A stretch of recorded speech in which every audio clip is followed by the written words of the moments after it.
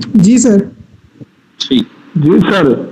चलो, कल हमने क्या किया था, सामान्य लक्षण किए थे, अजीर्ण के जो है वो निदान किए थे, है ना। ठीक है। जी सर। तो बात हमने कल करी थी अपक्व अन्न रस की, जो आम रस होता है वो उसकी बात कर रहे थे ना।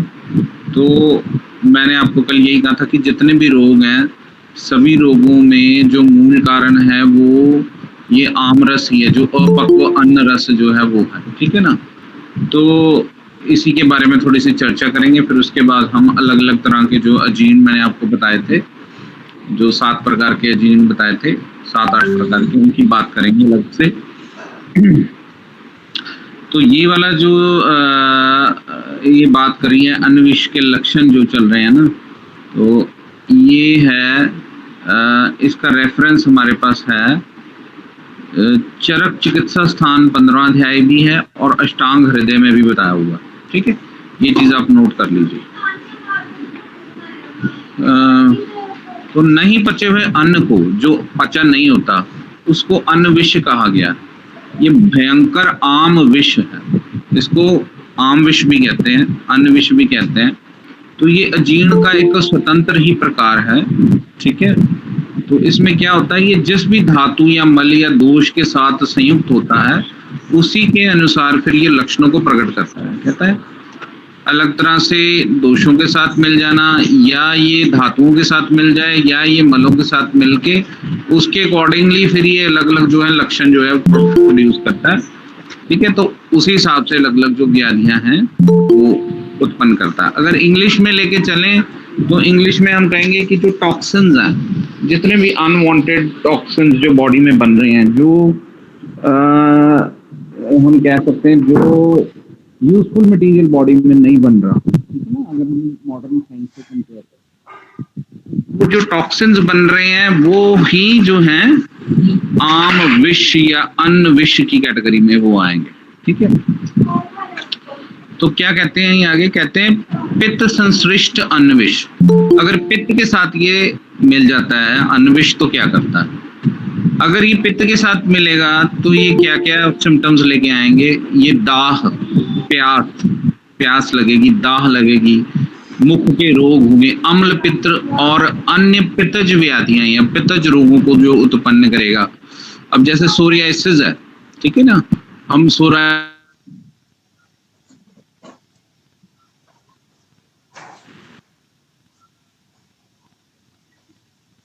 लाइट चला गया।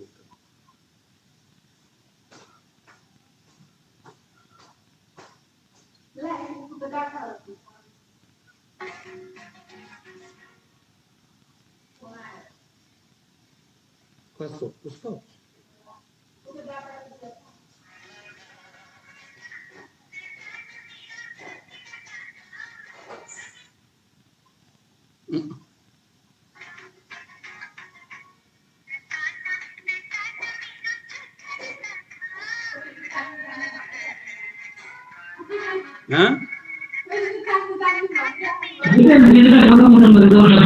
सर आवाज नहीं आ रही है। अब आ रही है? जी अब आ रही है। अभी आ रही है। बंद हो गया था ना बीच में, आउट हो गए थे हम। ठीक है, मीटिंग से आउट हो गए। ठीक है। तो अगर ये पित्त के साथ संश्लिष्ट बात कर रहे थे हम, सोरियासिस है, एक्जिमा है, तो उसमें भी क्या है कि जो स्किन डिजीजेज है उसमें भी टॉक्सिन्स जो हैं अन्न विष या आम विष उस हिसाब से बनेगा, जो स्किन की प्रॉब्लम्स को क्रिएट करेगा, जो कुष्ठ रोग उत्पन्न करेगा, ऐसा वो होगा, और इरप्शंस जो हैं जो स्किन के ऊपर क्रिएट करेंगे। ठीक है ना। अगर ये कफ के साथ संश्लिष्ट हो जाता, अगर कफ दोष के साथ ये मिल जाएगा तो क्या करेगा, अगर ये कफ दोष के साथ मिलता है तो ये व्याधियां हैं जैसे राजयक्षमा, पीनस,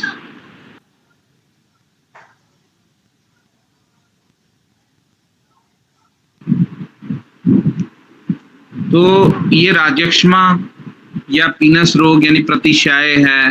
ठीक है। कफज रोग जो है वो उत्पन्न करेगा, प्रमेह रोग जो है वो उत्पन्न करेगा, या कफज रोगों को जो उत्पन्न करेगा। तो देखो जिसके साथ भी ये मिक्स हो रहा है कि उसी तरह के ये जो दोष हैं उसी की तरह के ये रोग जो है उत्पन्न कर रहा है। अगर वात के साथ करेगा तो वातज रोग जो है, प्योर वातज रोग है, उनके साथ मिलके वात रोगों की उत्पत्ति ये जो करेगा। अगर मूत्र संश्लिष्ट होगा, मूत्र के साथ ये अगर अन्न विष हो जाएगा तो इसका नाम क्या दिया है? नाम इसका है पित्त संश्लिष्ट अन्न विष, कफ संश्लिष्ट अन्न विष, वात संश्लिष्ट अन्न विष, मूत्र संश्लिष्ट अन्न विष। अगर मूत्र के साथ हो जाएगा तो मूत्र के रोग जितने मूत्राशय में पहुंचकर मूत्र संबंधी विकार उत्पन्न करता है। मल संश्लिष्ट है, अगर मल के साथ हो जाएगा तो मलावरोध कर देगा, ठीक है। अनेक प्रकार के जो है उदर रोग जो हैं, पेट से संबंधित रोग और भी बढ़ जाएंगे, ठीक है। तो ऐसे ये अन्न विष जो है वो मिक्स होके दोष, धातु, मल, इन सब से मिक्स होके अलग अलग व्याधियां जो है वो उत्पन्न करेंगे।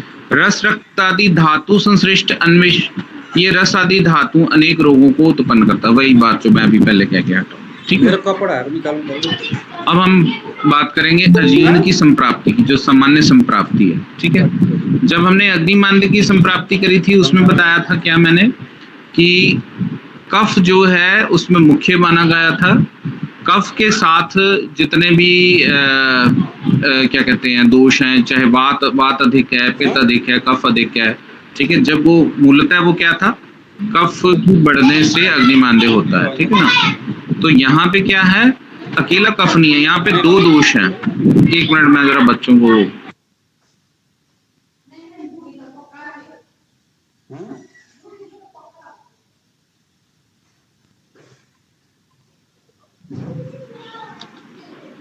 तो इसमें क्या संप्राप्ति में क्या आएगा, कफ और वात दोनों का, कफ और वात ये दोनों मिक्स करके ये दोनों जो हैं क्या करेंगे, अजीर्ण रोग का कारण कफ और वात दोष की वृद्धि, ठीक है। इन दोनों में कफ, अजीर्ण में कफ और वात जो हैं ये प्रधान होंगे।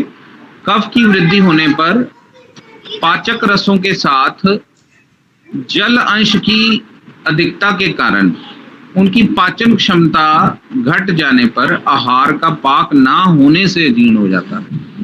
ये चीज आप लिख सकते हैं। क्या होता है कि कफ की वृद्धि होने पर, जब कफ की वृद्धि होगी, पाचक रसों के साथ जलांश, जलीयांश यानी कि जल की अधिकता होने के कारण उनकी पाचन क्षमता जो है घट जाएगी और आहार का पाक ना होने पर अजीर्ण हो जाएगा, ठीक है।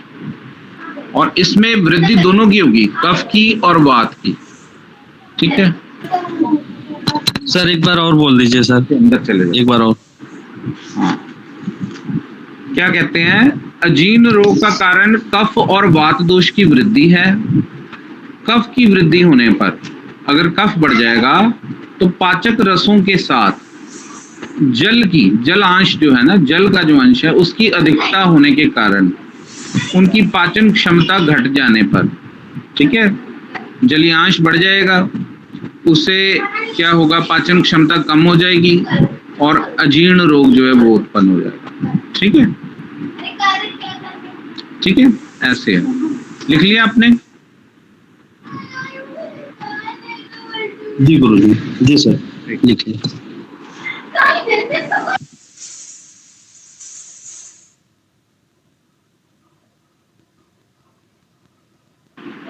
थोड़ी सी ना डिस्टरबेंस कर रहे हैं बच्चे। एक मिनट।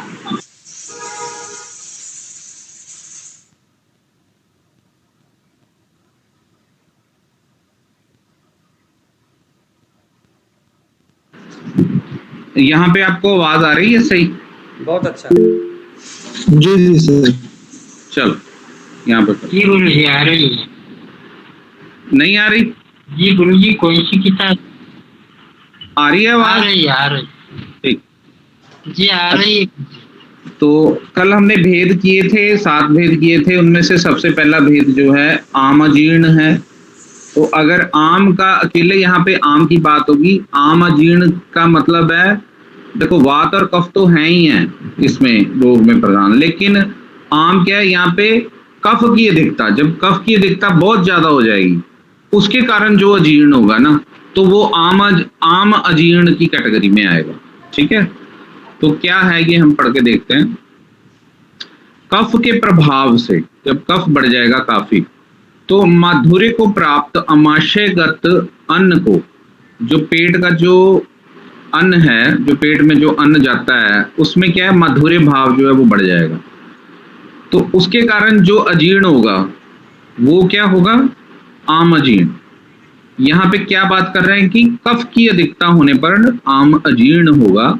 जब कफ की वृद्धि होती है तो जो पेट में जो अमाशय में जो क्लेदक कफ है ना, क्लेदक कफ जो है उसकी भी वृद्धि हो जाती है। ठीक है, यहाँ पे जो एक्चुअल पॉइंट जो है वो ये है कि कफ के बढ़ने से, कफ के माधुर्य भाव के बढ़ने से भी, ऐसे आप आहार विहार ऐसा कर रहे हो जिससे कि कफ बढ़ रहा है, उसके बढ़ने से क्लेदक कफ भी बढ़ जाएगा जो पेट में होता है, अमाशय में होता है। ठीक है, सर इसमें जो क्लेदा कफ होता है एक्चुअल में फाइबर होता है जो बॉडी से मल को नीचे की ओर ले जाता है, विस्थापित करता है जैसे कि, तो इसमें सर ये इसमें कौन सा गुण रहेगा? जैसे स्निग्ध गुण के कारण वो नीचे जाता होगा, लेकिन वो कौन सा गुण होता है जलयांश में, सॉरी कफ में आम अजीर्ण जो होता है, जिसके कारण वो मल विस्थापित नहीं हो पाता बाहर? कृपया बता सकते हैं सर इसके बारे में? जो बाहर नहीं जा पाता, हाँ जी जी, जैसे कफ का स्निग्ध गुण के कारण वो मल बाहर स्थापित हो जाता है, डाल देना। ऐसे नॉर्मल स्वस्थ शरीर में पिच्छल गुण होगा ना, पिच्छल गुण होगा।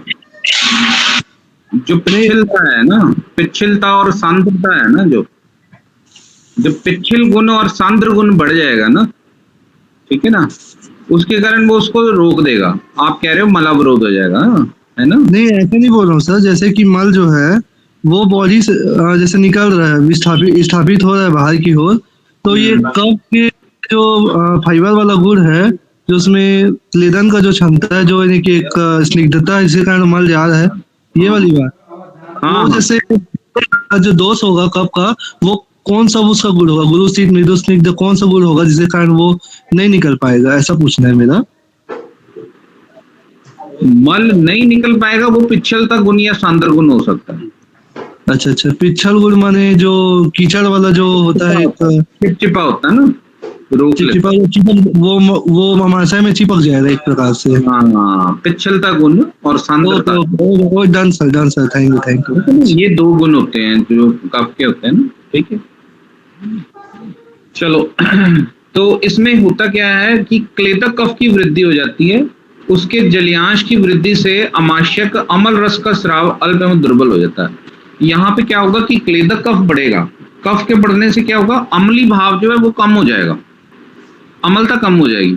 ठीक है, मतलब जितनी अम्लता आपको अमाशय में चाहिए कि जो भोजन है वो पचे, वही कम हो जाएगा। अगर वो कम हो जाएगा तो फिर पचन नहीं होगा, ठीक है ना, उससे अजीर्ण उत्पन्न होगा। तो जो ऐसा अजीर्ण है उसको उन्होंने आमाजीर्ण की कैटेगरी में जो है वो रखा हुआ।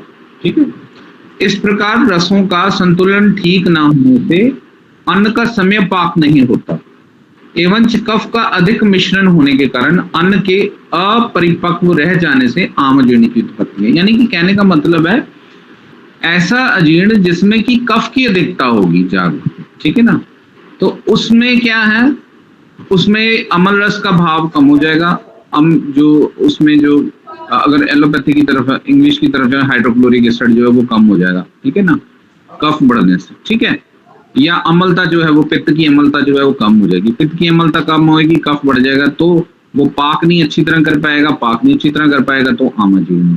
ठीक है, तो इसको हमने आमजीर्ण कहा। ठीक है, नंबर 2 पे हमारे पास है विदग्धाजीर्ण। अब देखो सीधी सी बात है, विदग्ध जीर्ण। ठीक है, इसमें क्या होगा, पित्त बढ़ेगा। एक इस अगर आम अजीर्ण हो गया है कफ के नाक वजह से, तो क्या जो लैट्रिन होगा चिपचिपा होगा क्या?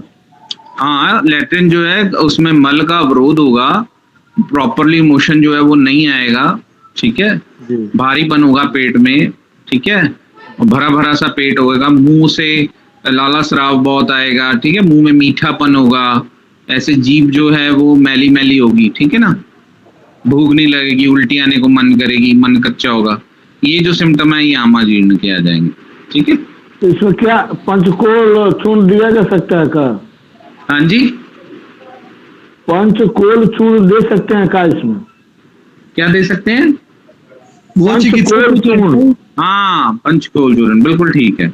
इसमें दीपन पाचन, जी जी। तो कब उसको देंगे, खाने के बाद कि खाने के पहले? पहले दिया जाता है ना? नहीं, आप खाने के बाद दो, ठीक है, जी। खाने के आधे घंटे के जी। बाद, ठीक है। जी सर, जी ठीक है। चलो ये बात हम बाद में करते हैं चिकित्सा सूत्र में, ठीक है। चलो आगे है हमारे पास विदग्धा जीर्ण। विदग्धा जीर्ण है, जैसे नाम है वैसे ही, यानी कि पित्त जो है वो बढ़ जाएगा। पित्त के बढ़ने से जो है, देखो यहाँ पे बेसिकली कफ और वात का वृद्धि तो है ही है, लेकिन जो जो दोष और बढ़ता जाएगा वैसे वैसे उसका जीर्ण माना जाएगा, ठीक है। कफ और वात, देखो शब्द जो अजीर्ण है ना, अजीर्ण शब्द इंगित करता है कफ और वात के बढ़ने को, ठीक है। लेकिन जैसा जैसा उसके साथ दोष बढ़ेगा उस हिसाब से उसमें उस जीर्ण की एडिशन होती जाएगी। अगर कफ बढ़ रहा है तो आम जीर्ण है, अगर पित्त बढ़ रहा है तो विदग्धा जीर्ण है, अगर वात बढ़ रहा है तो उसको हम विष्टब्धा जीर्ण कहेंगे, ठीक है। ऐसे आप लिख लीजिए। अब पित्त की विदग्धा जीर्ण है तो उसमें क्या है, अच्छा इसमें एक बात और है, अगर ये विदग्धा जीर्ण बढ़ता चला जाएगा, जिसमें कि पित्त का फैक्टर बहुत ज्यादा हो जाएगा, पित्त बहुत बढ़ जाएगा, तो ये विदग्धा जीर्ण कन्वर्ट हो जाता है अमल पित्त में, ठीक है। ये बहुत इंपॉर्टेंट चीज है, ये आप ध्यान रखो, ठीक।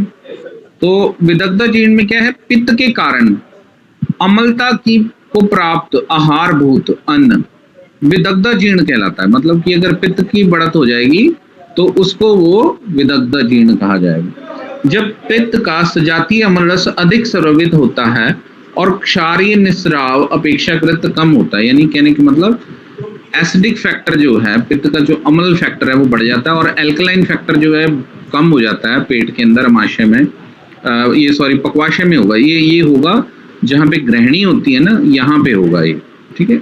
अक्सर जो है पित्त का ज्यादा होना ग्रहणी पश्चिमानाशय जो है वहां पे होता है, ठीक है। तो वहां पर अपेक्षाकृत क्षारीय जो है वो कम हो जाएगा, तो आहार का सम्यक पाक न होने से, उसके अर्धपक्व होने से विदग्धा जीर्ण की उत्पत्ति होगी। तो यहाँ पे ये जो है विदग्धा जीर्ण की उत्पत्ति हो जाएगी, ठीक है। यहाँ पे जब वो अच्छी तरह नहीं पकेगा, देखो अजीर्ण क्या है, अजीर्ण क्या है कि अच्छी तरह पाक नहीं हो रहा, अपरिपक्व हो रहा है। उसमें कारण क्या है, अगर कफज कारण है तो आमा जीर्ण, अगर पित्तज कारण है, पित्त बढ़ रहा है, ठीक है, फिर नहीं पक रहा, तो भी पीछे बेसिकली अजीर्ण क्या है, कफ और वात।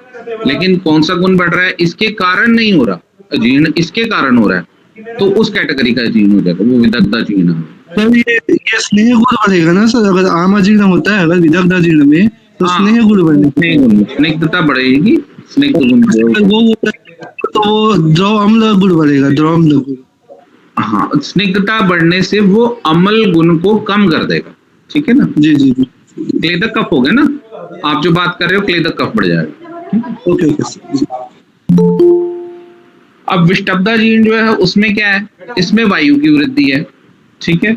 वायु की वृद्धि होने पर सभी स्रावों की कमी और उनकी अव्यवस्थित मात्रा होने, अब वायु का शुष्क गुण है, ये दोनों को ही कम कर देगा, कफ को भी कम कर देगा और पित्त को भी कम कर देगा, ठीक है। दोनों फैक्टर जो है वो कम कर देगा। अब जब वो दोनों फैक्टर कम हो जाएंगे फिर खाना नहीं पचेगा, जब, ठीक है, जब पित्त भी प्रॉपर मात्रा में नहीं उत्पन्न हो रहा, क्लेदक कफ भी प्रॉपर मात्रा में नहीं है, दोनों ही कम हो गए, दोनों का ह्रास कर दिया, किसने किया, वायु ने किया, ठीक है। उसके कारण जो है फिर अजीर्ण हो गया।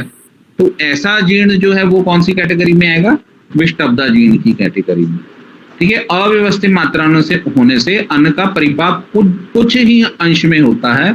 और अच्छा इसमें क्या है, क्योंकि शुष्क भाव से वो उसको कम कर देगा, पित्त का भी ह्रास करेगा और कफ का भी ह्रास करेगा, कफ के क्लेदक कफ का ह्रास करेगा। जब दोनों का ह्रास होगा तो खाना प्रॉपरली नहीं पचेगा, कुछ अधपका सा रह जाएगा, कभी पक जाएगा कभी नहीं पकेगा, ठीक है ना। तो वात में हमेशा विषमता रहती है, ठीक है ना, तो ऐसी स्थिति होगी। तो जब वो नहीं पकेगा तो कुछ अंश में पकेगा और उदर में कैसी पीड़ा होगी, सुई चुभने, जैसे पेट में कई बार सुई चुभने की तरह पीड़ा होती है, बहुत ज्यादा पेन कई बार बहुत होती है। तो ऐसी जो है, जैसे शूल जिसको कहते हैं हम, उदर शूल होना, ठीक है ना, पेट में कॉल की पेन जो होना, कॉल की पेन है। देखो जो विदग्ध जीर्ण की पेन होगी वो जलन होगी, जलन खट्टे डकार होंगे, विदग्धा जीर्ण और अमल पित्त में हमेशा जलन और खट्टे डकार होंगे। जो दर्द होगा, जबरदस्त पेन, जिसको बहुत ज्यादा दर्द उठती है, वो वात के कारण होगी। ये चीज आप जरूर याद रखें, ध्यान रखें। एक तो शूल होगा और वायु की रुकावट होगी, और क्या है, गैस बनेगी, फ्लैचुलेंस जिसे कहते हैं, गैस। तो सर इसमें ऐठन भी होगा, ऐठन भी होगा। हाँ, ऐठन भी होगा, मरोड़ा पड़ेगा बहुत जोर से, ऐठन, ग्रिपिंग पेन जिसको हम इंग्लिश में कहते हैं, ग्रिपिंग पेन होगी, ठीक है। जी। तो ऐसे वायु की रुकावट भी होगी, गैस भी रुक जाएगी। अन्न कुछ समय रुककर पचता है, जिससे पेट में आवाज होती है, गैस बनती है, और शौच का झूठा वेग अनाकशः अनुभूत होता है। और इस स्थिति में क्या होगा, देखो मलावरोध दोनों में ही है, मैंने आपको पहले भी कहा था, चाहे वो कफज अग्नि मांदे है, चाहे वो आमाजीर्ण है, ठीक है, और चाहे वो विष्टब्दा जीर्ण है या वो वातज अग्नि मांदे हैं, दोनों के कुछ सिम्टम्स मिलते जुलते क्यों होते हैं, लेकिन फर्क सिर्फ क्या होता है, उनके गुणों के कारण वो स्थिति उत्पन्न हो रही है, ठीक है ना। कफज आमाजीर्ण में भी मल सही तरीके से नहीं आएगा, ठीक है, उसमें पिछलता गुण, ऐसे सांद्र गुण बढ़ने से, उसके कारण। यहाँ पे क्या होगा, वातज में क्या होगा, शुष्कता होने से, ड्राइनेस होने से मल का अवरोध हो जाएगा, ठीक है। अब जैसे ये बता रहा है, कभी पच जाएगा, कभी नहीं पचेगा, गुड़गुड़ाहट होगी, गैस ज्यादा बनेगी। जब गैस का फैक्टर ज्यादा होगा, गैस ज्यादा बनेगी, गुड़गुड़ाहट ज्यादा होगी, ठीक है, फ्लैचुलेंस होगी, तो वो सीधा वात के साथ कंसर्न होगा। जहां पे भारीपन होगा पेट में, जकड़ा जकड़ा है पेट, ठीक है, तो मोशन सही ढंग से नहीं आ रहा, मुंह में पानी आ रहा है, ठीक है, और मुंह में मीठापन आ रहा है, ठीक है, मुंह में मैल आ रही है, तो ऐसा जो होगा वो कफज की स्थिति होगी, ठीक है। सिम्टम एक जैसे मिलते जुलते होंगे दोनों। अब ये हमारे 3 हो गए। चौथा हमारे पास है रस शीशाजीर्ण। अब ये रस शीशाजीर्ण की जो वैसे तो ये 3 मेन है, लेकिन कई आचार्यों ने जो है वो स्पेशली कुछ बताए हैं अजीर्ण, जैसे रस शीशाजीर्ण है। रस शीशाजीर्ण बताया, ये जिज्जट ने बताया था, ठीक है, ये आप लिख लीजिए। आचार्य जिज्जट ने जो रेफरेंस दी है ना, वो रस शीशाजीर्ण की है, ठीक है। स्पेसिफिक बात बताई है, क्या बताई है उन्होंने, आचार्य जिज्जट ने कहा है कि रस शेष का अर्थ है रसाय शेष। ये इसका मतलब है कि रस शब्द से रस का आश्रय द्रव्य लिया जाता है, जिससे ये अभिप्राय प्रकट होता है कि आहार द्रव्य के अधिकांश भाग का पाचन हो जाने पर भी कुछ अंश का अपाचित रह जाना। कहने का मतलब है, इन्होंने एक ऐसा जीर्ण बताया, ऐसी स्थिति बताई कि भाई काफी अन्न तो पच गया है, मान लो आप कह सकते हो 70% 80% पाचन हो चुकी है, लेकिन कुछ अंश जो है रस का रह गया, जो नहीं पचा, ठीक है, थोड़ा सा जो है नहीं पचा, वो रस जो शेष रह गया, जो नहीं पच पाया, ठीक है, उसको उन्होंने रस शेषाजीर्ण की कैटेगरी में जो है वो डाल दिया, ठीक है। समझिए, एक इन्होंने एक डेफिनेशन नहीं दी कि रस शेषाजीर्ण वो है कि जिसमें कि आपका काफी, उसमें सिम्टम क्या है, उसमें लक्षण क्या है, वो भी इन्होंने बताए हैं। तो उसमें क्या लक्षण आ जाते हैं, तो एक इन्होंने गदाधर जी ने भी, उन्होंने भी रस शेषाजीर्ण की बात कही है कि आहार जनित रस के अंदर आहार के अपरिपक्व अंश का रह जाना, कुछ जो अपरिपक्व अंश रह जाता है उसको क्या कहते हैं, रस शेषाजीर्ण होते हैं। इसकी विशेषता क्या है, इसको कैसे पहचानेंगे कि रस शेषाजीर्ण है, अब हमको तो पता नहीं है कैसे पहचानेंगे। तो क्या सिम्टम थे जिन्होंने उसको रस शेषाजीर्ण की कैटेगरी में डाला, वो लक्षण ये था कि इस जीर्ण की विशेषता ये है कि डकार शुद्ध आने पर भी ऐसा होगा कि भी डकार मेरे को बहुत अच्छा आ गया, ठीक आ गया, आने पर करने पर भी खाने की इच्छा नहीं होती, भोजन करने की इच्छा नहीं होती, ठीक है। छाती और उदर प्रदेश में भारीपन मालूम होता है तथा मुख से लार टपकती है, ठीक है, ऐसा है। ये एक सिम्टम जो है उन्होंने बताया, जब ऐसा सिम्टम आए तो उसको किस कैटेगरी में डालना है, रस शेषाजीर्ण की कैटेगरी, आमाजीर्ण की कैटेगरी में नहीं डालना उसको, रस शेषाजीर्ण की। क्या लक्षण क्या बताया उन्होंने, लक्षण ये बताया कि डकार तो सही आएगी, ऐसा नहीं लगेगा कि डकार जैसे हमको हम खाना खाते हैं, खाना खाने के बाद बहुत अच्छा महसूस होता है, जब डकार आ जाती है तो अच्छा महसूस होता है कि हाँ हल्कापन महसूस होगा, वैसे ही इसमें भी कि डकार जो है बिल्कुल ठीक आएगी, लेकिन पुनः दोबारा से भूख की इच्छा नहीं होगी, ठीक है ना, 2-3 घंटे निकल भी जाएंगे। जैसे आम खाने में खाना खाने के बाद अच्छा डकार आने के बाद 3-4 घंटे 2-3 घंटे के बाद भूख लगेगी, ऐसा नहीं प्रतीत होगा। ठीक है, झूठा सा एहसास होगा कि हाँ मेरे को खाना तो पच गया है, लेकिन खाने की इच्छा नहीं होगी आगे। ठीक है, ऐसा अगर लक्षण कोई आता है, ये स्पेसिफिक लक्षण है, ये लिख लो। उसमें क्या, उसको हम क्या कहेंगे, रस शेषाजीर्ण की कैटेगरी में डालते हैं। ठीक है, कहने का मतलब है ये आपने अगर डायग्नोज बनाना है कोई किसी का, तो आप ऐसा लक्षण आपके पास आ जाए तो आप उसको रस शेषाजीर्ण का वो क्या कहते हैं, उसको कैटेगरी में डालोगे। जो ट्रीटमेंट है, ट्रीटमेंट ऑलमोस्ट सेम ही होती है। ठीक है ना, ट्रीटमेंट तो फिर वहीं की वहीं आएगी कि दीपन पाचन द्रव्य जो है हमने देने हैं। ठीक है, इसमें योगेश सर, हाँ जी, इसमें मैंने एक पढ़ा हुआ था कि जैसे रस से सजीर्ण में क्या होता है, अधिक भूख लगने पर जैसे क्या होता है, रोगी को अगर अधिक भूख लगने से, स्वस्थ मनुष्य को, तो वो दला बनता है शरीर में, पाचन वृद्धि होती है और वो खाना नहीं खाता है टाइम से, तो वृद्धि होती है और खाना वो कम मात्रा में खाता है। तो एसिड ज्यादा, पाचन ज्यादा बनने के कारण उसमें का पूरा रस के हिसाब से आहार नहीं मिल पाता, तो वो रस शेष हो जाता है उसमें, यानी बच जाता है रस। हाँ हाँ, वही बात आ गई। उसको जो है खाना खाने की इच्छा नहीं होगी, वो खाना। हाँ जी जी, फिर वो पहचान देता है। हाँ हाँ, बस उसको खाना खाने की इच्छा नहीं होगी, भी नहीं लग, ये पॉइंट है। ठीक है ना, तो लगेगा उसको ऐसे ही कि मेरा खाना पच गया, लेकिन फिर भी कहेगा मेरे को भूख नहीं लग रही। जी। ठीक है, आपकी आवाज हाँ जी। ईशुकांत जी, चलो मेरी आवाज आ रही है सबको? इसमें हिंगास्टक चूर्ण दे सकते हैं? हाँ जी, आपकी भी ब्लड क्या आ रही है सर? हिंगास्टक चूर्ण दे सकते हैं?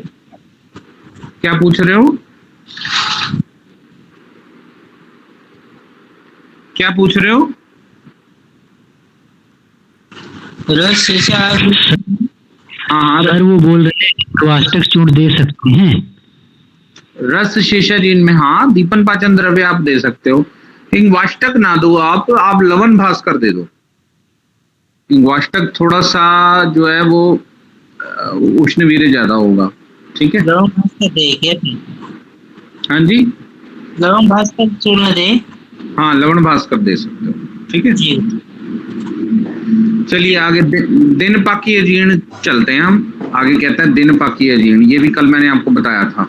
ठीक है, तो दिन पाकी अजीर्ण है, ये एक तरह से जो हमारा खाना है जो 24 घंटे में पच जाता है। ठीक है, उसकी बात कर रहे हैं। क्या कहता है, स्वाभाविक स्वस्थता में भोजन का पूर्ण पाक एक अहोरात्र यानी 24 घंटे में होता है, किंतु अधिक मात्रा में भोजन करने से, असमय में भोजन करने से अथवा सातमय के विपरीत भोजन करने से उसका परिपाक निश्चित समय में न होकर अगले दिन होता है, उसे दिन पाकी अजीर्ण कहते हैं।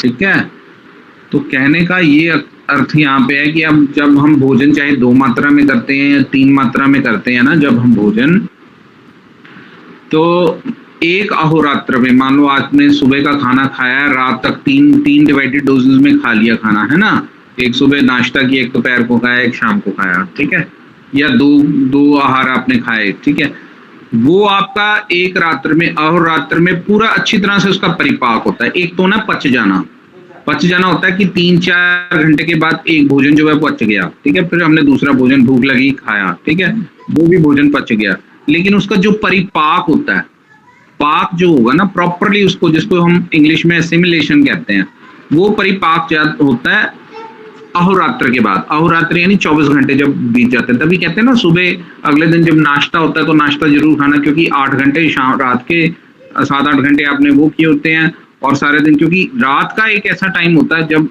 तभी कहते हैं 7 बजे के बाद ना खाना खाओ, क्योंकि वो परिपक्वता जो होनी है ना, परिपाक जो होना है, वो रात के अंदर ही काफी परिपाक हो जाता है। ठीक है, तो अगला दिन जो है बिल्कुल फ्रेश न्यू एकदम से होता है। ठीक है ना, 7-8 घंटे की फास्टिंग हो जाती है, तो फिर वो पिछला भोजन सारा परिपाक हो जाती है, उसका सारा परिपाक हो जाता है। अगर ऐसी स्थिति नहीं होती, हमने खाना खाया, ठीक है, और महसूस होता है कि खाना नहीं पच रहा, ठीक है ना। कई बार महसूस होता है ना, हमने रात को एक दिन पहले तीनों टाइम खाना खाया, अगले दिन भूख नहीं लगती, खाना खाने को मन नहीं करता, ठीक है ना, तो वो एक अजीर्ण की स्थिति होती है, ठीक है। उसमें क्या करना होता है, उसमें करना होता है अगले 24 घंटे, अगले 12 घंटे फिर जो है वो आप खाना जो है या तो लाइट फूड करो या लंघन कर लो या उपवास रख लो, ठीक है। तो वो अजीर्ण जो है, ऐसे अजीर्ण को उन्होंने कहा क्या है, दिन पाकी अजीर्ण का है कि उसको अगर पाक करना है तो अगले दिन जो है वो आप खाना जो है मत खाओ या कम खाओ या उपवास रख लो। इसलिए पुरानी प्रथा होती थी कि उपवास रखते थे। उपवास का ये अर्थ होता था कि कई बार कोई चीज जो नहीं पकी है या अजीर्ण रह गई है, ठीक है, लंघन क्रिया करने से या कम खाना खाने से उसका पाचन हो जाता है, जो पिछला जो रह जाता है आपका, ठीक है। उसको हम क्या कहते हैं, उसको दिन पाकी जीर्ण कहते हैं, ठीक है। समझ गए आप? ठीक है जी, जी सर। हाँ, आगे चलो। जी सर, जी सर। जी गुरुजी जी। इस कथन का तात्पर्य ये है कि जब तक पूर्व का आहार न पच जाए तब तक पुनः भोजन नहीं करना चाहिए। बड़ी सिंपल सी बात बता दी ना, ठीक है। तो इसका ट्रीटमेंट भी यही है, लंघन क्रिया कर लो, ठीक है, षडंग पानी कर लो। षडंग पानी होता है 6 चीजें पड़ती हैं, मुस्तक, परपट, परपट, उशीर, ऐसे करके वो ज्वर में भी देते हैं। या पंचकोल जो है वो थोड़ा थोड़ा लेना शुरू कर दो आप, अगले दिन पानी पियो, ज्यादा गुनगुना पानी पियो, ठीक है, थोड़ा कम खाओ, ठीक है। ऐसे करते करते उपवास करो, उससे जो आपका एक दिन पिछले का जो आपका जो नहीं पचा, आपको लग रहा है नहीं पचा, भूख नहीं लग रही, वो सब ठीक हो जाएगी, ठीक। एक इन्होंने बताया प्राकृत अजीर्ण। अब प्राकृत अजीर्ण क्या है, सिंपल सी बात बताइए। प्राकृत अजीर्ण है कि जो खाना हमने खाया एक टाइम का वो हमारा नहीं पच रहा, ठीक है। अब 3 घंटे तो ले ही रहा है ना, 3-4 घंटे तो लेता ही है एक भोजन, ठीक है। तो वो जो अजीर्ण है, ठीक है, उसको उसने प्राकृत अजीर्ण क्या कहा, ठीक है। ये आचार्यों ने अलग अलग ने बताई है, उसके अकॉर्डिंगली इसलिए मैं बता रहा हूँ क्योंकि ये बात कही हुई है तो बता रहा हूँ। पर ये अजीर्ण की स्थिति में नहीं आता, इसको स्वाभाविक अजीर्ण कहेंगे, जो कि रहता है, ठीक है ना। आपने ब्रेकफास्ट किया या आपने लंच किया, लंच करने के बाद 2-3-4 घंटे आपको भूख नहीं लगती, वो जो है वो भी एक अजीर्ण की स्थिति है, तो वो भी एक अजीर्ण की स्थिति है ना, लेकिन वो स्वाभाविक अजीर्ण में आता है, ठीक है। भोजन करने के, इसको पढ़ लेते हैं। भोजन करने के पश्चात जब तक वह पच नहीं जाता है तब तक अपरिपक्व आहार अजीर्ण की स्थिति में रहता है। वो जो आहार जो है वो हमारा अजीर्ण की स्थिति में रहता है, वही दिन पाकी अजीर्ण कहलाता है। ये रोगजनक नहीं है, अपितु ये स्वाभाविक है, जो सबको ही रहता है, ये सारों को ही रहेगा, ये तो नेचुरल बात है। इस प्रकार प्राकृत रूप में सब में पाए जाने के कारण इसे प्राकृत अजीर्ण कहते हैं, ठीक है। तो इस प्रकार से अजीर्ण के ये हमारे पास अभी हमने 6 किए, वैसे ये 7 भेद हैं। एक और है लीन आमाजीर्ण, ये भी लिख लीजिए आप, लीन आम अजीर्ण, ठीक है। ये क्या है, ये भी पढ़ लेते हैं। ये बताई है ना, ये जितनी भी बताई है ना अजीर्ण स्वरे, ये सुश्रुत सूत्र स्थान 46वें में बताए हुए हैं, ठीक है। सुश्रुत के सूत्र स्थान में बताया हुआ है, ठीक है। अब चलें, लीन आमाजीर्ण क्या है। कहते कभी कभी अजीर्णंबिक दोष से युक्त आम, जो आम है, जो अपक्व अन्न रस है, अति अल्प होता है, बहुत कम होता है। यहाँ पे आम रस की बात हो रही है, जैसे रस शेष जीर्ण था ना, यहाँ पे आम रस की बात हो रही है कि कई बार क्या होता है, आम रस कुछ बहुत बनता है और वह लीन होता है, और वो थोड़ी मात्रा में आम रस होता है, वो पड़ा रह जाता है। अब लीन आमाजीर्ण का और रस शेषाजीर्ण का, इनको दोनों को अगर डिफरेंशियल डायग्नोस का मतलब होता है, अगर दोनों में से हमने फर्क निकालना है कि लीन आमाजीर्ण क्या है और रस शेषाजीर्ण क्या है, उसका भी एक सिम्टम इन्होंने बताया, उसके हिसाब से। हाँ जी, आवाज नहीं आई सर ऊपर। अब आ रही है आवाज, आ रही है? सर आ रही है, अब उनका जो है नेटवर्क गड़बड़ है सर। आ रही है ऊर्जा, आ रही है? जी सर आ रही है। चलो, तो लीन आमाजीर्ण क्या है कि आम रस कुछ बहुत रह जाता है, लेकिन यहाँ पे हमको सिम्टम से पता लगेगा कि ये लीन आमाजीर्ण है। क्या सिम्टम आएगा, पहले इसकी व्याख्या समझे। कहता है कि ये आम रस जो है थोड़ा सा बनता है, बाकी रस पच जाता है। जो थोड़ा सा आम रस बनता है वो लीन हो जाता है, यानी कि छुप के रह जाता है। वह दोषान्वित आम जठराग्नि के मार्ग को अच्छन्न नहीं कर पाता, ठीक है, वो जठराग्नि को खराब नहीं करता। रस शेषाजीर्ण में जठराग्नि को थोड़ा सा खराब किया था, यानी वहां पे भूख नहीं लग रही थी, ठीक है, भूख कम लग रही थी। लेकिन यहाँ पे क्या होता है, यहाँ पे क्योंकि वो जठराग्नि को छेड़ता नहीं है, अच्छन्न नहीं करता, तब अजीर्ण होने पर भी झूठी भूख लगी रहती है। यहाँ पे भूख लगी रहती है। रस शेषाजीर्ण में और लीन आमाजीर्ण में क्या फर्क है कि रस शेषाजीर्ण में भूख नहीं लगती, ठीक है, डकार आती है, डकार आने के बाद भूख नहीं लगती। ऐसा डकार की ऐसी प्रतीति होती है कि मेरे को पच गया है, लेकिन उसका नेक्स्ट लक्षण होता है कि भूख नहीं लगती। यहाँ पे क्या लगता है, यहाँ पे भूख लगती है और वो झूठी भूख होती है, भूख लगी रहती है, जिसके परिणाम स्वरूप मंद बुद्धि पुरुष प्रज्ञा प्रादवश अन्न का सेवन करता है, फिर भूख लगती फिर खा लेता है, ठीक है, फिर वो थोड़ा सा आम रस बना रहता है, फिर भूख लग जाती है 2-4-3 घंटे के बाद। मतलब कहने का ऐसी स्थिति होती है कि आपको भी नहीं पता लगता, आपको ऐसा लगता है खाना पच गया, भूख लगती है नेक्स्ट टाइम आप खा लेते हो, लेकिन फिर भी वो थोड़ा थोड़ा आम रस जो है वो लीन होता रहता, वो पड़ा रहता, आम रस बनना शुरू हो जाता है। वो क्या बनता है, वो विष बन जाता है। और आजकल ये मैक्सिमम ऐसा ही होता है। हमको अच्छी लगती हैं हमारे जो रस इंद्रिय है, जो हमारे क्या कहते हैं टंग है, इसके स्वाद के लिए हम क्या करते हैं, अलग अलग से मसालेदार चीजें, ऐसी चीजें खाते हैं। स्वाद में तो बहुत अच्छी लगती है, भूख भी लगती है, फिर से भूख लग जाती है, लेकिन वो कहीं ना कहीं वो आम रस लीन होता रहता है। फिर वो क्या बन जाता है, इससे आम की वृद्धि होके आम विष सदृश हो जाता है। वो जो आम है वो विष बन जाता है, ठीक है, तो वो लीन आम विष के समान मारक हो जाता है। यही प्रॉब्लम क्रिएट करता है। यही जो डिजीजेस आजकल जितनी ऑटोइम्यून डिजीजेस हो रही हैं, उनका सबसे बड़ा कारण जो है वो लीन आम रस है, जो आम विष जो है वो बन जाता है, ठीक है ना, ठीक है ना। यही सर ये मेरे ख्याल से पुलिस का वृद्धि करता होगा, ये मेरे ख्याल से पुलिस वृद्धि हो जाता होगा पैसे में। ये पुलिस जो होता है मल वृद्धि थोड़ी ना होता है सर, इसमें मल वृद्धि पैसे में मल वृद्धि होती होगी इसके कारण। नहीं, मल वृद्धि का इसमें कोई लक्षण ऐसा नहीं है, ठीक है।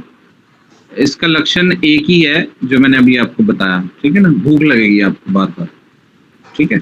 सर इसमें और तीक्ष्ण अग्नि में पहचान कैसे करेंगे कि, क्योंकि तीक्ष्ण अग्नि वालों को भी आपने बताया था कि उनको भी जल्दी जल्दी भूख लगती है, और इसमें भी अगर जल्दी जल्दी भूख लगेगी तो फिर पहचान कैसे होगा कि वो अजीर्ण है या तीक्ष्ण अग्नि है? बिल्कुल क्वेश्चन आपका बहुत अच्छा है। जो तीक्ष्ण अग्नि होगी ना, उसमें ऐसे जल्दी जल्दी भूख नहीं लगेगी। इसमें क्या होगा, खाना आपका 2-3-4 घंटे के बाद प्रॉपर पच जाएगा। जो भूख होगी वो तीव्र होगी, आप समझ रहे हो, तीक्ष्ण अग्नि में भूख तीव्र होगी वहां पे, और यहाँ पर हल्की होगी। हाँ, यहाँ पे भूख लगेगी बार बार, ऐसा लगेगा मन करेगा फिर खाने को, ठीक है, तीव्र नहीं होगी। जी सर, ठीक है, ठीक है। ये देखिए आप क्या स्थिति है, तीक्ष्ण अग्नि जो है वो नॉर्मल है, वो स्वाभाविक है, ठीक है। ये जो है ये अस्वाभाविक है। कैसे अस्वाभाविक होगी, कोई बंदा है जो बचपन से ही, आप कैसे पता करोगे तीक्ष्ण अग्नि है? तीक्ष्ण अग्नि वो बचपन से ही ऐसा है, उसकी आप हिस्ट्री, ठीक है, आप उसकी हिस्ट्री में पूछोगे, अच्छा नहीं ये आप बताओ कि ये आपको अब हुआ है कि ये आपको शुरू से ही था, वो कहेगा नहीं जी मैं तो शुरू से ही हूँ, मैंने भुख ही बड़ी लगती है जी, मैंने 2-3 घंटे बाद जी भुख बड़ी तेज लगती है। ठीक है, ऐसी हिंदी या पंजाबी में मेरे भूख बड़ी तेज लगती है जी, इसका मतलब वो स्वाभाविक से ही उसकी जठराग्नि तीव्र है। ठीक है, और एक होगा भस्मक रोग है, जैसे भस्मक रोग में वो कहेगा जी मैंने बहुत भूख बार बार लग रही। भस्मक रोग में तो फटाफट भूख लगती है, वो पूरा पच भी जाता है और पतला रहता है मरीज। ठीक है, उसका वेट ही कम होता चला जाता है। ठीक है, वो हाइपरथायरॉयडिज्म में होता है, हाइपरथायरॉयडिज्म में थायरोटॉक्सिकोसिस, उसमें वो बार बार भूख लगेगी और खाना भी पच जाएगा और क्या होगा उसका शरीर भी नहीं बनेगा, कमजोर रहेगा। तो वो फिर से क्या है, वो अस्वाभाविक स्थिति है, वो क्या है, वो बीमारी है, वो व्याधि है, वो नॉर्मल नहीं है। ठीक है, ऐसे ही यहाँ है, अगर जो ऐसा लीन आमाजीर्ण होगा, आप उसमें मान लो किसी को 2-3 साल से है लीन आमाजीर्ण, आप उसकी हिस्ट्री, वो कहेगा डॉक्टर साहब पहले तो मेरी भूख ठीक थी, लेकिन हाँ जी सर शुगर में भी तो ज्यादा भूख लगती है। वो स्थिति अलग है, वो प्रमेय रोग है ना, उसकी बात अलग से करेंगे। ठीक है ना, उसमें बात होगी। गुरुजी ठीक है, अभी हम बात पेट की करें ना, अजीर्ण के साथ रिलेटेड है वो बीमारी और क्लियर हो गया, थैंक यू। ठीक है, चलिए आगे चलते हैं। तो ये सारे के सारे जो हैं अलग अलग तरह के अजीर्ण हैं जो आपको जो है याद रखने हैं, इसको लिख लीजिए आप अच्छी तरह से। ठीक है, लिख लिए ना आपने सारे क्या क्या हैं? जी सर। चलो, अब इनकी एक हम सामान्य से प्राप्त करेंगे। मनोज जी कुछ पूछना चाह रहे हैं, क्या पूछ रहे हैं? आपकी आवाज कट के आ रही है मनोज जी। चलो चलते हैं हम आगे। आपको कोई क्वेश्चन की प्रॉब्लम है आप लिख के भेज देना। तो सामान्य संप्राप्ति क्या है इसमें? अब सामान्य संप्राप्ति में इसमें कफ और वात जो है वो दोनों रहेंगे। ठीक है, तो आहार संबंधी निदान, पहले तो निदान है, इसमें आप लिखो ऐसे, कैसे संप्राप्ति हम लिखते कैसे हैं? निदान में क्या आता है, 2 तरह से निदान है, एक आहार संबंधी निदान है, विहार संबंधी निदान है और मनोविकार संबंधी निदान है। तीनों निदान जो हैं जब मिल जाते हैं, इनको सबको इकट्ठा करके जब ये सभी मिल गए, मिलने से क्या निदान का जो अलग अलग जो है ना, आहार संबंधी निदान जो मैंने पहले बताए थे, और विहार संबंधी निदान जो हैं, और मनोविकार संबंधी जो ईर्ष्या द्वेष आदि जो ऐसे करके जो बताए थे मैंने, उन सब के मिलने से, उन सब के कारण इकट्ठे होने से कफ प्रधान त्रिदोष वैगुण्य होगा। कफ का प्रधान, वैसे यहाँ पे कफ और वात दोनों माने जाएंगे क्योंकि आगे इसने जो दोष इसमें बताया ना उसमें दोनों बताए हैं, कफ और वात जो है दोनों प्रधान है। तो यहाँ पे वैसे ये बता रहा है कफ प्रधान त्रिदोष, त्रिदोष यानी अगर वो वात है या पित्त है या कफ है, क्योंकि ये सामान्य बता रहा है तो त्रिदोष की बात कर रहा है, तो तीनों दोषों का वैगुण्य हो जाएगा, यानी कि वो नॉर्मल नहीं अब नॉर्मल हो जाएंगे। उससे क्या होगा, नेक्स्ट स्टेप होगा जठराग्नि जो है वो दुर्बल हो जाएगी, जठराग्नि दुर्बल हो जाएगी। जठराग्नि के दुर्बल होने से क्या होगा, जठराग्नि के दुर्बल होने से अग्निमांद्य हो जाएगा। अग्निमांद्य आगे क्या स्थिति बन जाएगी, वात प्रकोप हो जाएगा। अग्निमांद्य के बाद जो वात का प्रकोप होगा तो अजीर्ण की स्थिति जो है वो उत्पन्न हो जाएगी। ठीक है, ऐसे कफ और वात दोनों जो है मिक्स हो जाते हैं। ठीक है, लिख लीजिए सामान्य संप्राप्ति फिर से, आहार संबंधी, विहार संबंधी और मनोविकार संबंधी तीनों जो है कफ प्रधान त्रिदोष वैगुण्य हो जाएगा। उस त्रिदोष वैगुण्य से जठराग्नि की दौर्बल्यता हो जाएगी। जठराग्नि दुर्बल होगी तो अग्निमांद्य होगा, अग्निमांद्य होगा तो उसकी अगली स्थिति जो नेक्स्ट जो उसकी स्टेज होगी वो होगी अजीर्ण। ठीक है जी सर, ये हो गया सामान्य संप्राप्ति। अब हम इसमें आएंगे विशेष में, जैसे कफ है, अगर पित्त है तो वात है, इनके कारण कैसे होगा। दूसरा निदान लिखिए, दूसरी संप्राप्ति लिखिए। निदान इसमें है कफ की वृद्धि। ठीक है, किन्हीं कारणों से जब कफ की वृद्धि होगी तो अमाशयी पाक का मधुरी भाव होगा। जो अमाशय में, अमाशयिक पाक, जो पेट में जो पाक हो, आमाशय में खास करके, उसके पाक का मदरी भाव हो जाएगा। जैसे हमने बताया था ना आमाजीर्ण बना, तो आमाजीर्ण का जो संप्राप्ति है वो कैसे हुई है, वो ऐसे हुई है कि आमाशय के अंदर जो पाक है वो सही नहीं होगा, उसका मदरी भाव हो जाएगा, उसका मदरी भाव होगा, अग्निमांद्य हो जाएगी, अग्निमांद्य होगी तो आगे आमाजीर्ण की स्थिति उत्पन्न हो जाएगी। ठीक है, ऐसे लिख लीजिए। सर संप्राप्ति को अंग्रेजी में क्या कहते हैं? संप्राप्ति को इंग्लिश में हम पैथोजेनेसिस ऑफ द डिजीज कहते हैं। Okay sir. ठीक है, एक प्रकार से सर ये योग वाही का काम करेगा ना, वायु। वात, हाँ जी वात। हाँ वायु, वायु प्रकोपित, योगवाही का मतलब यहाँ पे प्रकोपित अवस्था में योगवाही है। हाँ, बिल्कुल सही कह रहे हो, बिल्कुल सही कह रहे हो, बिल्कुल सही, 101% बोला। ठीक है, उन्होंने यहाँ पे बात बताई नहीं है, पर ये समझने वाली बात है, क्योंकि जितने भी जीन है उसमें कफ और वात दोनों इकट्ठे हैं। ठीक है ना, तो वात का कार्य ये, जब अग्निमांद्य है ना, जब तक अग्निमांद्य की स्थिति है तब कफ का प्राधान्य है। अग्निमांद्य के साथ बाद जब नेक्स्ट स्टेप आता है जीर्ण का आता है, तब वात प्रकोपित होता रहता है। ठीक है, कफ के बाद वात, फिर वो जीर्ण की स्थिति जो ले आता है। ठीक है ना, ऐसे। अब पित्त में क्या है, जो हमने विदग्ध जीर्ण की बात करनी, उसमें क्या है, वहां पे है पित्त का जो है शुद्धांत्र में, गृहिणी में आहार का अमल विपाक हो जाना। लिख लीजिए, वर्ड क्या लिखना है यहाँ पे, शुद्धांत्र यानी स्मॉल इंटेस्टाइन, या गृहिणी यानी ड्यूडेनम, जो मैंने आपको पहले पढ़ाया, उसमें क्या होगा, विपाक हो जाता है। ठीक है, जो विपाक है अमलता बढ़ जाएगी, विपाक अमली भाव ज्यादा बढ़ जाएगा। जैसे उसमें मदरी भाव था, यहाँ में अमली भाव जो बढ़ जाएगा, अमल विपाकी हो जाएगा। उस अमल विपाक बढ़ने से अग्निमांद्य हो जाएगा। अब फिर अग्निमांद्य होगा तो कौन सा जीर्ण बन जाएगा, विदग्ध जीर्ण बन जाएगा। ठीक है, तीसरा आ जाए, सिर्फ वात की बात यहाँ पे करेगी। अब वात का स्थान कहाँ है, पक्वाशय, ये बता रहा है लार्ज इंटेस्टाइन में। पक्वाशय में वात की वृद्धि होगी, उसमें जो आहार का पाक विपाक है वो कटु विपाकी ज्यादा हो जाएगा। उस कटु विपाकी अवस्था के कारण अग्निमांद्य हो जाएगा। उस अग्निमांद्य की अगली स्थिति जो है वो विष्टब्दा जीर्ण बन जाएगी। ठीक है, ऐसे इसकी संप्राप्ति होगी। ठीक है, आपके तीनों हो गए ना, कफज वाला आमाजीर्ण हो गया, पित्तज वाला विदग्ध जीर्ण हो गया, वातज वाला जो है विष्टब्दा जीर्ण हो गया। ठीक है, ऐसे हो गया तीनों। दोष दूष्य अधिष्ठान, अब यहाँ पे, अब हम जब भी कोई रोग करेंगे ना, उसमें कौन से दोष हैं, कौन से दूष्य हैं, अधिष्ठान क्या है, ये हमको हमेशा याद रखना चाहिए। तभी तो दोष दूष्य समूर्छना, दोष दूष्य समूर्छना आप समझते हो कि नहीं समझते? नहीं सर बता दीजिए।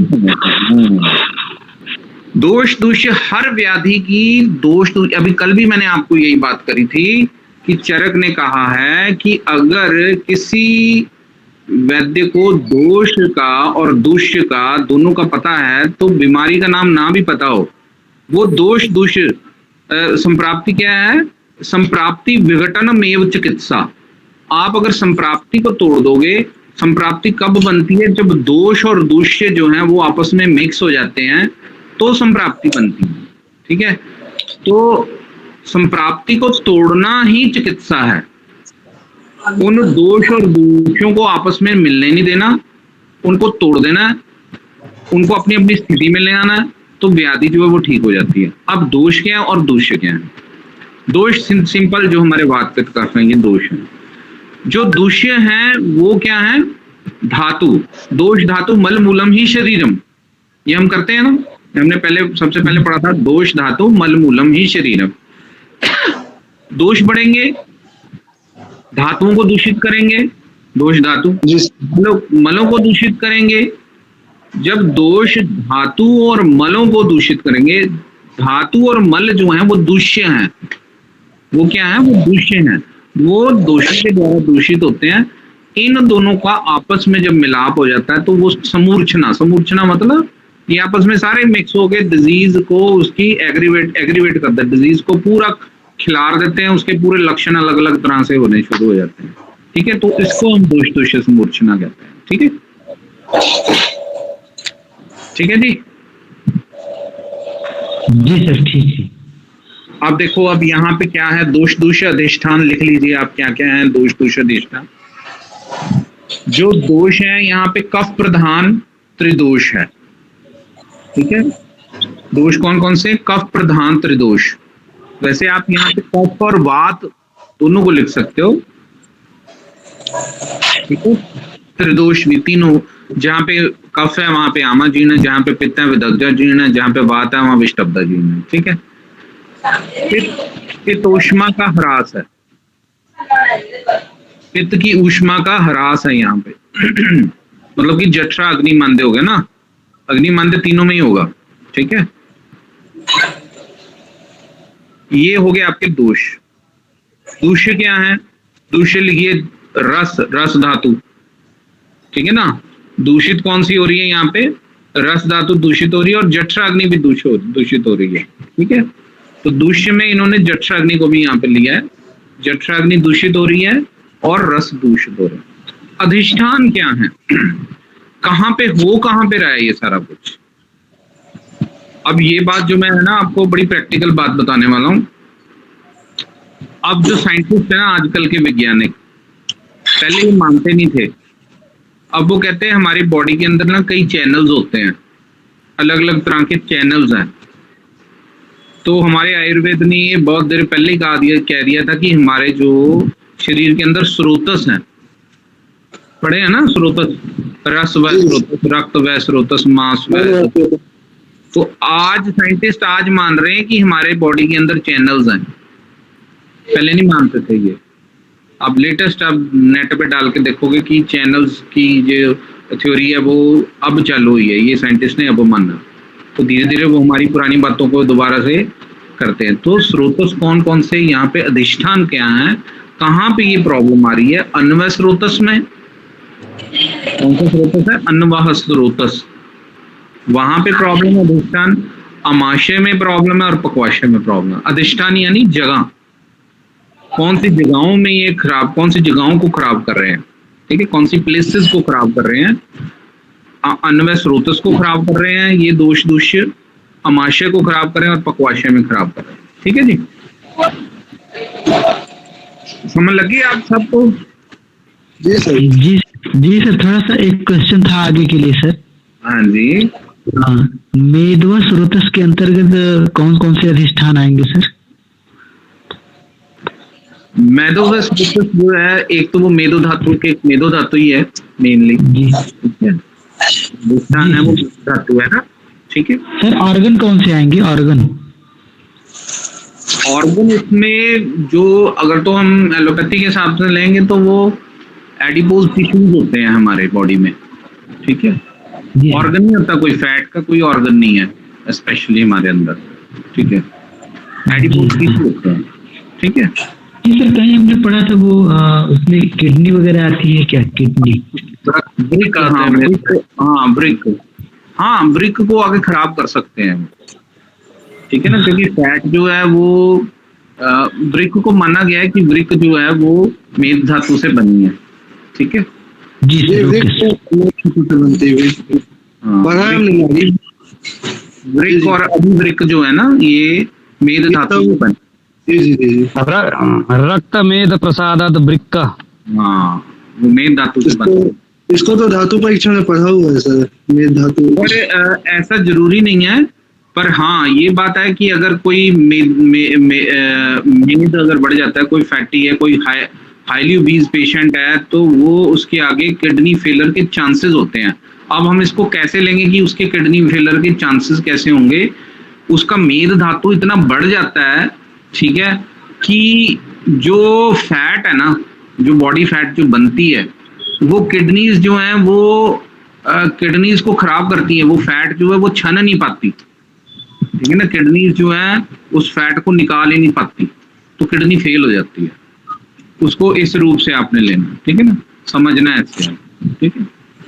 सर ये स्वेद के माध्यम से निकलता है क्या, मेद धातु का जो फैट है? किसके माध्यम से? स्वेद के माध्यम से, मतलब पसीने के माध्यम से। हाँ, स्वेद के माध्यम से भी निकलता है, बिल्कुल। और वो किडनीज में से भी निकलती है। लिपिड्स जितने होते हैं ना, फॉस्फोलिपिड्स जो है, ये वेस्ट मटेरियल है, ये किडनीज जो है निकालती है। और अगर ये फॉस्फोलिपिड्स बहुत ज्यादा बढ़ जाएंगे, लिपिड्स जो बहुत ज्यादा बढ़ जाएंगे, फैटी एसिड्स बहुत ज्यादा बढ़ जाएंगे, तो वो किडनी जो है उसको निकालना मुश्किल हो जाएगा, उसके लिए किडनी फेल हो जाएगी। ये है, इसलिए कहते हैं हाईली ओबीज पेशेंट जो होता है उसको किडनी फेलियर के चांसेस हो सकते हैं। लेकिन ये बहुत उपद्रव की स्थिति है, ये बहुत ज्यादा उपद्रव की स्थिति है, कॉम्प्लिकेशन है ये, ठीक है। पर ऐसा होता नहीं है, जल्दी नहीं होता ऐसे तो कोई भी मोटा व्यक्ति है जो किडनी फेलियर हो जाए, ऐसे नहीं होता। जो हाईली ओबीज होते हैं ना, हाईली ओबीज बहुत ज्यादा मोटे होंगे, उनकी किडनी फेल होने के चांस ज्यादा होते हैं, ठीक है। ओवरवेट जो होता है ना उसके नहीं होता, उसमें बीएमआई जो है हमको देखना होता है, 29 से ऊपर है बीएमआई, 32 है, अगर किसी का 35-40 है बीएमआई, फिर उसके चांसेस होते हैं कि किडनी फेलियर हो सकती है, ठीक है। ऐसे कैलकुलेशन देखो, एलोपैथी मॉडर्न साइंस को आप कंपैरिजन करने का सिर्फ एक ही अर्थ है कि आप आयुर्वेद को समझो, ठीक है, सिर्फ आयुर्वेद को समझना है। लेकिन जो टर्मिनोलॉजी है हमारी, वही धातुएं हैं, स्रोतस हैं, इनकी सोच से चलना है, कंपेयर करते रहना है कि भी हाँ ये ऐसे समझ रहे हैं, ऐसे समझ, ताकि हम चिकित्सा करते वक्त हमको इजी हो जाए, ठीक है जी, ठीक है। आगे चलें। अब हम अजीर्ण के विशेष लक्षण है वो करते हैं। 10 बज गए, कल कर ले नहीं तो पंडित जी सर कल करते हैं। हाँ जी कल करते हैं। हाँ थैंक यू डॉक्टर साहब। अच्छा, मैं आप सभी को बताऊं कि अभी मैं हरिद्वार जा रहा हूँ। हरिद्वार के आसपास में है कोई आप लोग विद्यार्थी में से कोई? नहीं सर, है कोई आप में से कोई हरिद्वार के आसपास में? मुझे ना हरिद्वार से खरल लेना है, तो मुझे कोई बताएंगे खरल कहाँ मिलता है? वहाँ कहते हैं कि बहुत अच्छा खरल मिलता है उधर। तो लखन सर ने बोला है दिल्ली से, वो मैं मंगा रहा हूँ, खरन मंगा रहा हूँ दिल्ली से। तो लखन सर से कांटेक्ट किया। लखन जी अभी है ना यहाँ पर क्लास में? हाँ जी लखन जी है, आए हुए हैं शायद। एक सेकंड रिकॉर्डिंग हो जाए तो देखते होंगे। अभी तो मैं तो रास्ते में हूँ, रिकॉर्डिंग। हाँ जी चलो ठीक है पंडित जी। अच्छा ठीक है योगेश सर जी, ठीक है, थैंक यू जी। हाँ कल मिलेंगे। हाँ जी सुकांत जी। वो लखन सर से मैंने कहा हुआ है, दिल्ली से मैं मंगा रहा हूँ एक खरन बड़ा वाला, तो आपके लिए भी मंगा देंगे सर, वहां से फिर कुरियर हो जाएगा। कितने रुपए बोल रहा है? मैं आपको भेजूंगा रेट वगैरह उसका। क्या है, मेरे को भी उन्होंने अभी पूरा भेजा नहीं है। वो खरल हंसराज वाला खरल चाहिए। हाँ वो भैया क्रिस्टल वाला रहेगा सर, उसमें भैया चिकना पिसाएगा आपका, और चीनी मिट्टी का रहेगा आपका। हैं? लोहा वाला? नहीं वो हंसराज पत्थर होता है, हंसराज बोलते हैं उसको। हरिद्वार में मिलता है, मैं सुनने में आया। अच्छा जी। चलो पता करता हूँ। मेरा एक स्टूडेंट है, वो था पहले, पता नहीं मेरे दिमाग में निकल गया, वो नाम मैं भूल गया। अर्चना जी को आज समझ में आया क्लास में कुछ? हाँ जी अर्चना जी।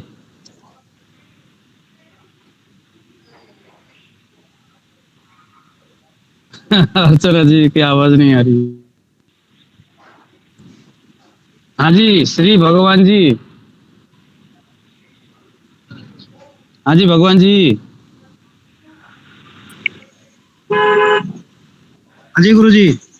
आ गया आज समझ में? हाँ गुरु जी, ये आ तो गया गुरु जी। मैं ये इधर लाइट चली गई थी तो मैं लिख नहीं पाया। अच्छा चलो रिकॉर्ड हुआ होगा, उसको देख लेना कल, है ना?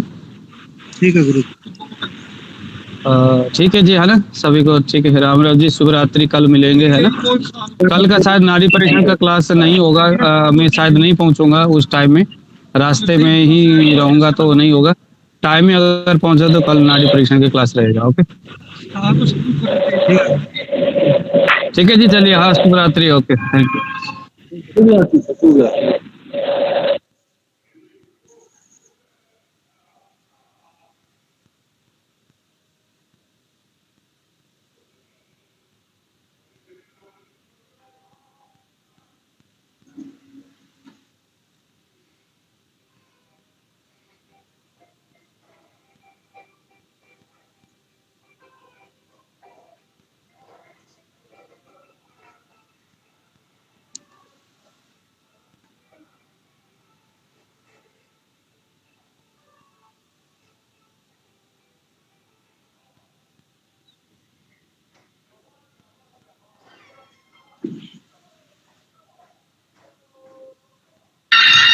क्या हुआ गुरुजी, बाद में होगा।